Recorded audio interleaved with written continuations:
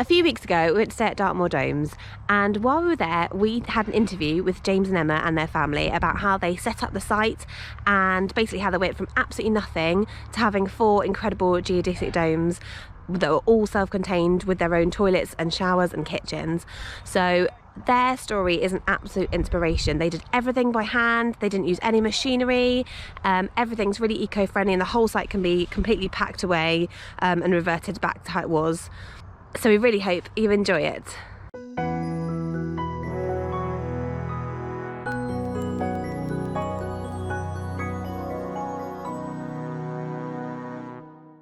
Right, so what I would love to know is how you ended up getting here and having a glamping site. Like, where did you start? So we moved to this valley on the edge of Dartmoor probably about 2 and a bit years ago. Yeah.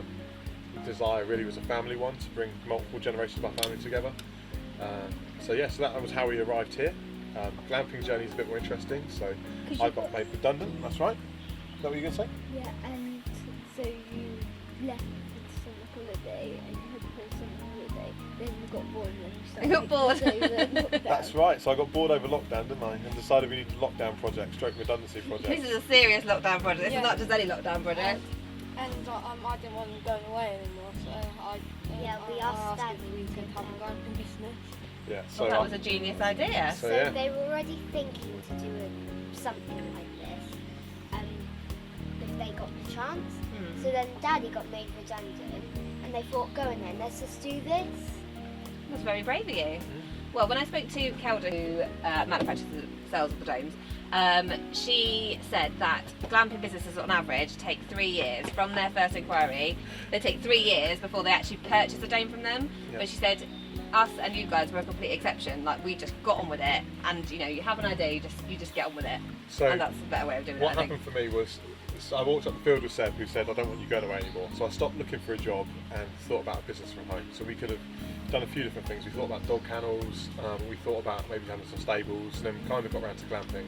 So Em and I took a weekend off, went up to the glamping show, walked around the glamping show, literally had a look at everything and went, right, we're going to go with domes. Yeah. And made the decision there and then, came home, emailed Calder for a quote and ordered 3 days later, I think it was. So for us it was really, really quick. Yeah. Yeah, we had Decisive. to laugh. Yeah, That's well, I'm being a hospice nurse. We decided that, I see every day that people don't get the opportunities to live their dreams or live their hopes. So we thought, well, why not?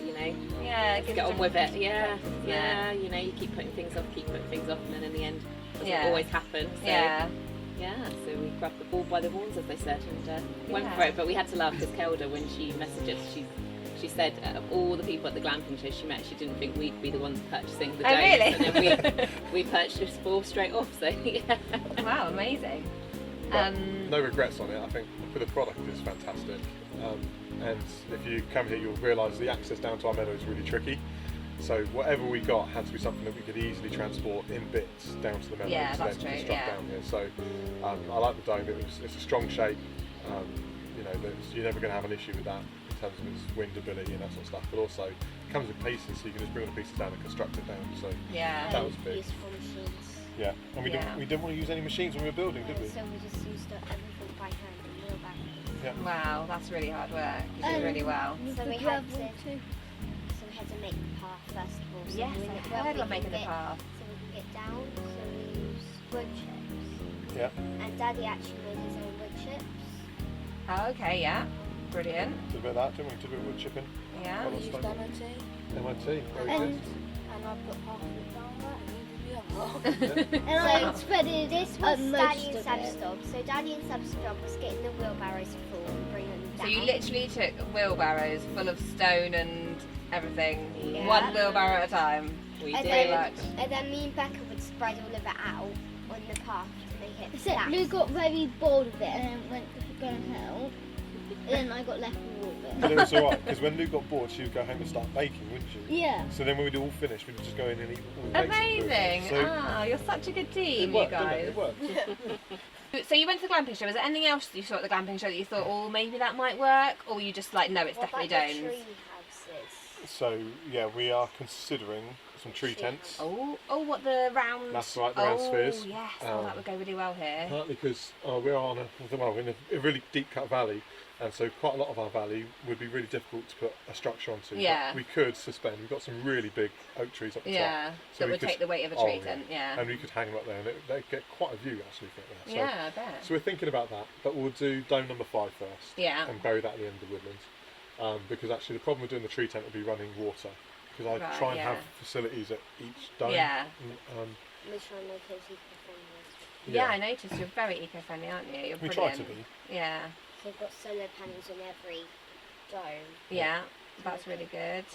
And you've got all your eco-friendly toiletries and stuff, which is Yeah. really Yeah. good. And even our gas is environmentally friendly, so it uses about half the emissions for the bottled gas. Oh, so wow, okay. little things like that. Yeah, All the bits we can do. yeah, So- amazing. Yep. So how has your first season gone? Like, guests nice and all that sort of stuff? You liked meeting everybody? Yeah. Yeah. And On the whole, it's been, well, whichever way you look at it, much better than we thought it would be. Yeah. So we imagined that having people here on site for us would be difficult, but Yeah. it just hasn't been really. And then, you know, I think we worry when you put a whole load of money in. You know, we went from nothing to Yeah, four to domes everything. and Yeah, whatnot. that's So we, you know, it's a reasonable financial input, yeah, and you kind of wonder if that's going to pay back. Well, it does. yeah, I think probably COVID helped us. I think because each one is in its own little bubble. We, you know, we don't get affected by yeah. COVID Because in you would that have way. been like pushed back to, Yeah. for opening, wouldn't you? Yeah. Yeah. So actually, we, you know, we did quite well because of all of that. So Yeah. um, So when were your first? Did your first guests arrive? Was that 12th of April when we could open? no, I wasn't ready till the end of May. Okay. So because December and January and early Feb were so wet. Oh, it was horrendous. It It was was so awful. wet. We couldn't even drive from the field. It was Yeah. so bad. And this used to be a water meadow, so you know, by then I was still cutting in the drainage to try and drain Yeah. the land off. Oh, it was so boggy that I lost a welly. And But yeah, so we were ready for the last weekend in May, and then it's been pretty full from end of May through till early September. yeah. And even then, Especially this is our first weekend when we haven't been full, Yeah. which has been lovely, to have a bit of space. And then, You get to hang out with us. yeah, absolutely, yeah, it's been lovely. And then we get midweek off, and then we're then full for that weekend, and then half term's fairly busy, and we'll shut at the end of October. You obviously started your own business as well. I think what's really amazing is when people review your business. And, Yeah. you know, we had no experience in hospitality, had no experience in glamping, didn't Yeah. really know what we were doing and what we were creating, but as a family we love camping. Yeah. So we kind of had an idea, but yeah, we've had lots and lots of really nice reviews and things said, so that's really encouraging, isn't it? Any highlights for you? when building the dome, Yeah. it was probably him donking the poles onto my head. I'd forgotten I did that. What, accidentally or just mallet? I thought I clipped it up, and you know how you put the pole gun, you have Oh to, yeah, and then so it swings I thought down. I'd screwed Yeah. the bolt, the nuts on, and obviously hadn't. So it comes off, and the pole swings down and cracks him right inside the head. Oh, Didn't it? Knocked oh some there are sense into you. always some hazards. Like even taking the yurt down on Thursday, the crown hit the back of my head. I still got Ouch. a lump on Yeah. the back of my head. Like there's some danger involved, isn't Yeah, there? Yeah. Definitely some definitely. danger Yeah. involved. Because of course you have yurts. yurts as well, don't you? We I do forget have that. yurts for our sins. I wouldn't do it again. No? No, we're thinking of replacing one of the yurts at least. Mm-hmm. And I said this to, I've been asking people as they come, should we change the yurt for a dome? And they're like, no, we love the yurts. And you'd have to put them up and take them down again. Yeah. So, you Yeah, know. okay. So how have you got all your bookings generally? Is it all come through the Greener Camping Club, or No. is it Facebook, or what's the best way that you've got bookings? So, started out knowing nothing. Had a conversation with a lady called Victoria at Cool Camping. Oh, yeah. We did an exclusive deal with them for the year. Okay. And at the same time we can take our own bookings through Facebook or Instagram. So Okay, that's good. Yeah. huge shout out to our friends on Facebook and stuff, because actually they shared it and it went pretty well from Yeah. the get-go. So I think probably 50% of our bookings have come through our social media, Yeah. and probably 50% have come through Cool Camping, which the partnership will probably retain forever, to be honest. Okay. So for me, when you know, I'm more time poor than anything else. So to Yeah. have, you know, Someone deal with that yeah. side of it. So yeah. online travel agents don't suit everybody, but they definitely suit us. Okay. And for me, it's been a great partnership for us this year. Oh, brilliant. So, So what would be your top tip for someone wanting to start a glamping site? be prepared for a lot of hard work. And if you're not, don't do it. Um, I love cleaning. Yeah. So you do all the cleaning, do you? Yeah. Yes, yeah. Yes, I do all the cleaning too, and I'm starting to think it's time to find somebody to help.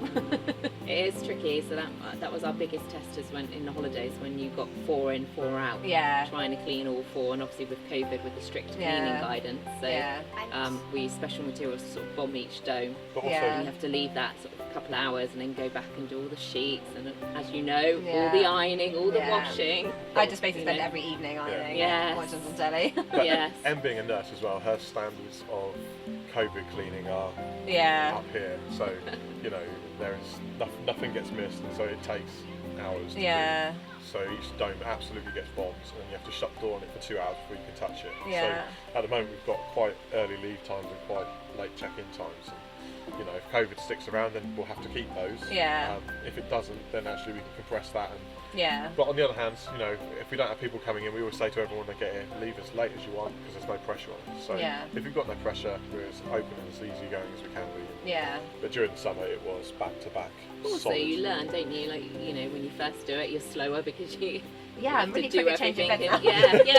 That's it. You can change your bed quickly now. Whereas you're like trying to. You still don't like the triple bunk, though? No, the triple bunk is my nemesis. Beds, just generally bunk beds are a nightmare, aren't they? So I take it, given your time again, you do it all again the same way, and then you change. I think so. I think there are learning points everywhere. So there are little bits that I would do differently. So yeah, just get someone to do the doors before you do them. That was going to be my exact point. Don't hang doors yourself, I think is my top tip. So definitely getting good people in to do that sort of stuff is well worth it. But we were really lucky. We had I've got a friend called Gary who runs a plumbing company, so you know, things like our plumbing went really well. So talking things through in advance I think is really helpful. But you know, ideally all of our wooden cabins, like our kitchens and bathrooms, are meant to be kits. Right, But because everyone was buying home offices and stuff like that, the kit was just getting delayed and delayed and delayed. So eventually we had to build them by hand. So again, I wish I'd got someone in to do that rather than my bad carpentry skills. But yeah, it does look good. I think you've done really well. Yeah, that's our skills, isn't it, kids? So you know, I think there are definitely bits that I would do differently. Probably using more skilled people than I did. But it was lockdown. You know, it was tough. It was difficult. It was just everything was harder, wasn't it? So there are lots of little bits that I'd love to change, but mostly that's because of my own handiwork, where you've done it yourself, so you know what all the little bits are that you don't quite like. I get that, but nobody would see it. Like you, I to the untrained eye, it looks amazing, you know. So I see it. My favourite bit was learning new skills. You must have learnt so many new skills. I learned how to use the drill. Brilliant. Yeah. Oh, and once we would finish, sometimes we would take our swimming costumes down, and we would have lunch down here. Yeah. And then we would go into the stream. And we dammed the stream as well, hadn't we, for that nice. route? So we dammed it. So it's swimming pool height, if you like. So we dammed it, okay. which we take down then because, that then needs to be insured and that sort of stuff. And, so we take that down once we started. But while it was just us, we dammed it all up and had it at swimming pool height. Oh, nice. That sounds fun. So, Well, I just want to say thank you so much for having us today. We've had an absolutely amazing time, and thank you for letting us interview you and have a chat about your amazing glamping story. Well, it's lovely to see you. And hopefully we'll you can come and stay with us anytime you like. Yeah, and I'm sure we'll be back. We definitely love that. Definitely. Yeah, thank you. No, thank you. Thank you. So, don't you think their whole family just worked so hard? I was so impressed with how they built their site. They used Greener Camping Club, which meant that they didn't need full planning permission. They could just start their site with an exemption. So that was such interesting information to know for me, and for other people who wanted to start a glamping site. There are options like Greener Camping Club and Freedom Camping if you're in the UK. And I don't think James will mind me telling you that they spent about £90,000 to set up their sites. That is going from obviously having the land already, but that is the cost of the 4 domes, getting all the kitchens, the water, the composting toilets, the showers, furnishing everything. So I think that is incredible, and I just want to say a big thank you to James and Emma for letting us come and stay and interview you. And if anybody else is interested in us coming to see your site and documenting like how you started, or showing everybody else how incredible your site is, then please get in touch with us in the comments, and we would love to come and visit, probably in the UK, although we would love a trip to the US too. And hopefully we will see you next time.